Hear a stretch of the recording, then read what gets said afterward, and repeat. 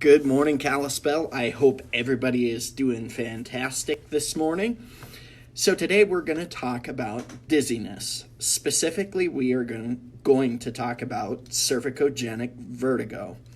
So we see a number of patients that have dizziness. There are several reasons for dizziness, but today we are specifically going to talk about the input that comes from the neck.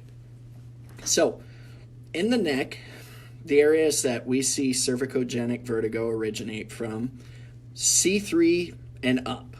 So that basically on me is about here up to the base of the skull. So what we notice when we have this is a global reduced range of motion in the neck. And when we talk about range of motion, we mean extension, flexion, lateral tilting, and rotation. So that's looking side to side. So there's several mechanisms that are thought to play a role in it, and honestly, I don't care as long as it goes away, and patients don't either. As long as you can get rid of that dizziness, it's like being drunk, but without the fun.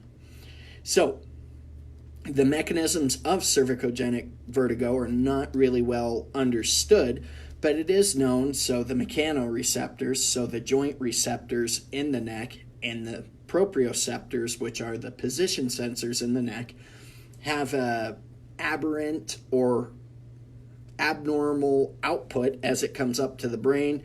The brain loses track of where the bones are in space, and as a result, it will clamp down in a muscle spasm, which clamps down on a joint which is not in the right position, and there you go, vertigo starts.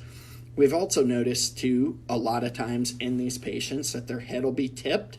That's a result of the righting reflex. So if your brain can't find parallel on the horizon, you're going to have some issues starting. Then you'll start seeing a shoulder come up to one side, the opposite hip will come up. So all different sorts of things like that. There is a ton of research out there on this. But if you guys have any questions or comments, feel free, shoot them over to me in a message, and I will respond back to them as soon as I can. Have a great day, P.L.L.